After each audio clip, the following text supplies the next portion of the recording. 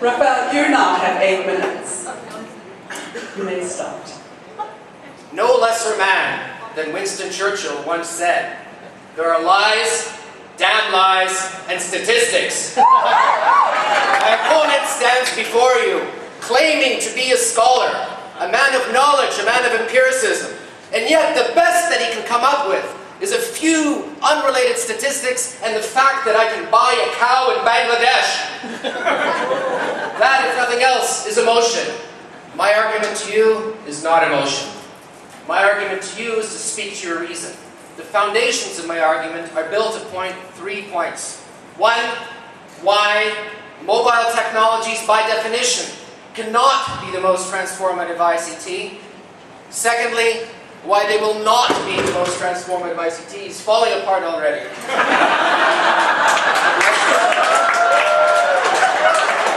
And why it is dangerous to think they will do so in ways that we expect.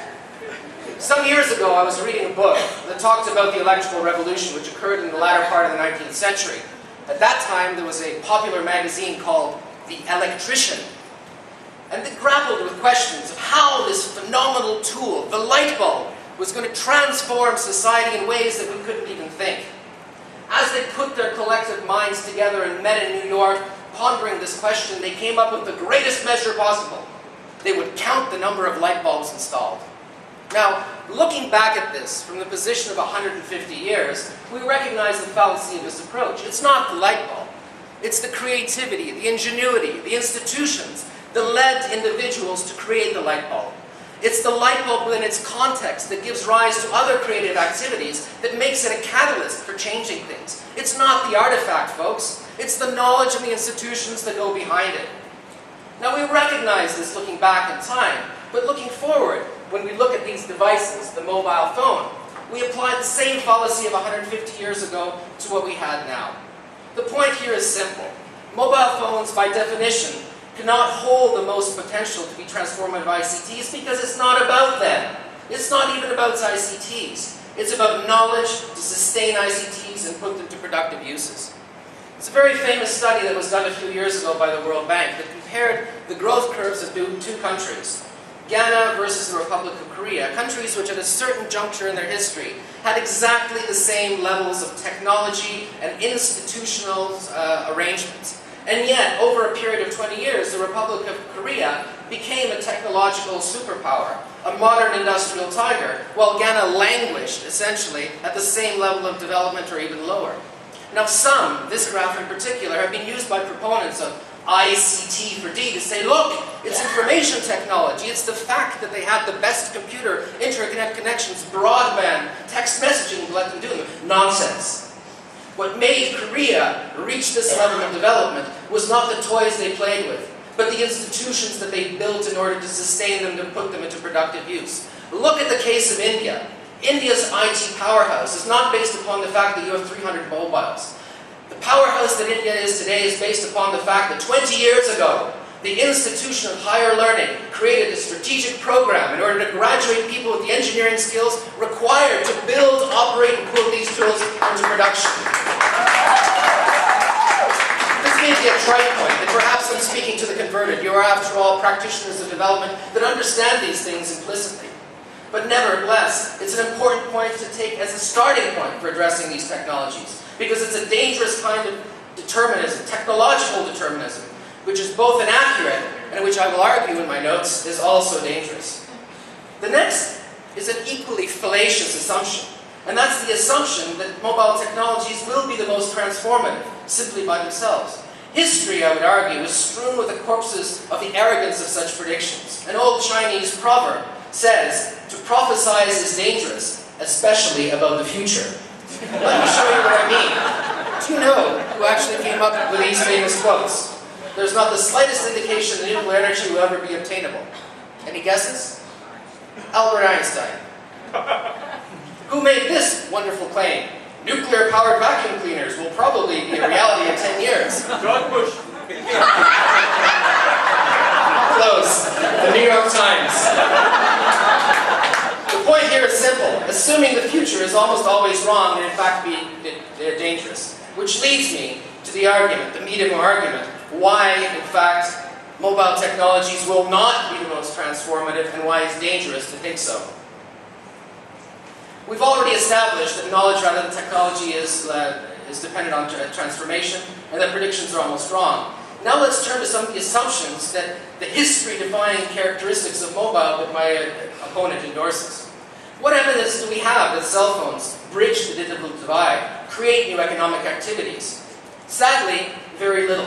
While penetration rates of mobile technology have increased exponentially in the developing world, there's no real correlation between this rise in usage and economic activity, no matter how artfully the statistics can be meant in the manner.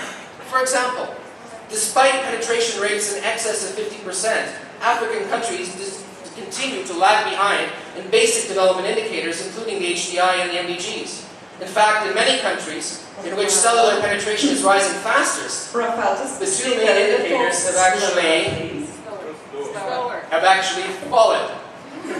The poor are not getting richer by access to cell phones. In fact, they're getting poorer and less serviced.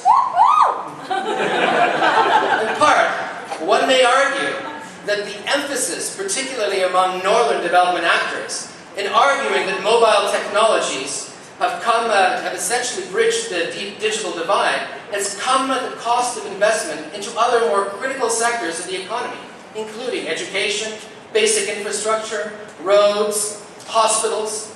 These are simply because false economies that are gained by a wireless infrastructure are held out as a way of making these no longer necessary. What good, I ask you, is it for the fishermen to know in real time the price of their fish in local markets when there's no roads or products or roads or means to take them there? What good is the availability of e-medicine to provide a precise diagnosis of local ills when there's no local physician, no hospital, no access to primary health care? What good is distance education if it comes at the expense of trained teachers and actual physical schools where the pedagogical process happens between people? If the main benefits of ICTs have been to increase the efficiency of existing institutions in governance, education, health, then mobile technologies in fact hold out the promise to dash or render asunder many of these gains. In fact, if we were to take a balance sheet of the positive and negative influence of these technologies, beyond the impressionistic slogans so eloquently cited by my opponent, the balance, and I mean the real balance, is heavily weighted in favor of the negatives. My contention is that rather than empowering mobile technologies, construct a rent-seeking monopoly that enslaves communities, subject to a variety of dangers. And I'll do this quickly. Health dangers. Cell phones are transmitters of microwave energy that have been linked to brain cancer. And are far from clear. To hypothesize, using the cigarette industry as a basis, cell phones could be the single largest health risk currently understated and deliberately suppressed. But there's two more. Environmental dangers. Environmental dangers. Decreased empowerment. Unlike the internet and mobile technology are closed ecosystems which give an unprecedented degree of control to operators who regulate them. Surveillance can be total and finite without limitations. Cell phones can be used in unwarranted and increasingly unwanted surveillance in the developing world, and sometimes, sadly, in cases such as Palestine, there are the means for state-warranted assassinations. Let me just end to say nay to the proposition that mobile technologies hold potential for the most transformative ICT. I say nay to the false hopes and skewed use of statistics through which my opponent seeks to dazzle and entice you, which are at ahistorical at best and at worst bleat refrains of one whose purity of belief has clouded his ability to reason. I say repent, Rohan, for thou art the high priest preaching the false religion of salvation that threatens to undermine the very essence of the games you purport to defend.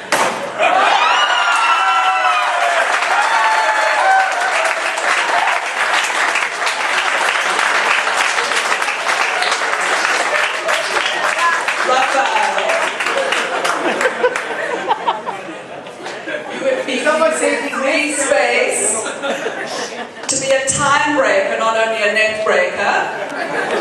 The airwaves are resounding with the sound. give your opponent 1 more minute than you had to provide a rejoinder. Rohan, I hope you live up to your reputation, pit bull.